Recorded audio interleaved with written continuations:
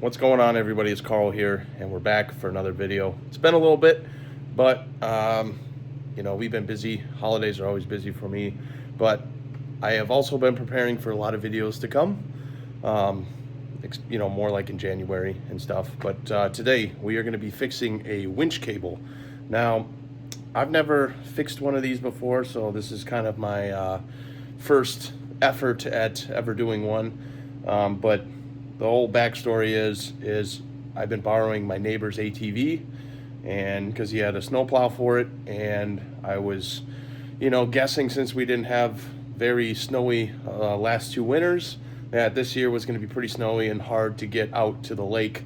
So, he had an ATV with a plow. I asked to borrow it, and the first time I plowed with it, it worked good for a while, and then the winch cable snapped.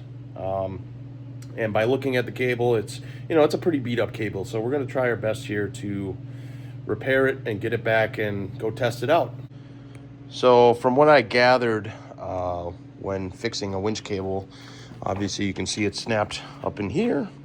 So you kind of want to find a good area to cut and re-wrap it through this little thimble and all the clips, right? It's going to look like that when it's all done. But, his cable has coating on it for several part of the leads, and I'm guessing we can just do it right in here. So we'll cut it right up in here, and we'll just redo it with the, with the new clips and everything. And of course, I had to go out and buy a hook because I brought the old hook home and did not bring it back up here when I came up here to wanting to fix it. So I had to go buy another hook. So I'm guessing this is probably 1/8 inch cable, because it's definitely not 3/16. I think that's a little big. Maybe with the coating it'd be 3/16, but we're gonna roll with the smaller set here, and hopefully that does the trick. Okay, so before you're ready to cut the cable to get a better end, you're gonna wrap some tape around the cable. And I got the cutoff wheel there. And so I'm just gonna try to cut right in the middle. Hopefully that tape kind of holds the end. And then we should be kind of good to go. But I may suck most of this cable back into the winch so I can hold it tight, make a good cut, holding the vice grips, and then we can start to do the clips and everything. Don't know how easy that's gonna work, but we'll find out. I'm thinking I probably want to get this thimble clip on the hook first, and then we can wrap the cable through, get it tight, and get the first clamp right at the end here, and hopefully it should be a breeze from there. All right, so I made the cut, and it didn't unwind, so that's pretty good. I'm pretty happy about that.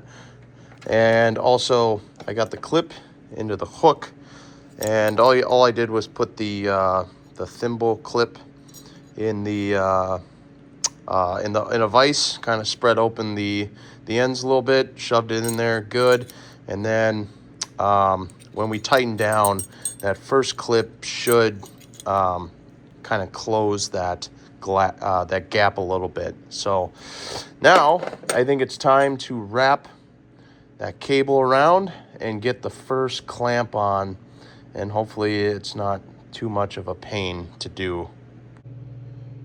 All right, so I needed an extra set of hands. I highly recommend, if you have an extra set, please utilize that. But it seems to be holding good. I pulled on it before even lifting the plow, and it doesn't seem to move.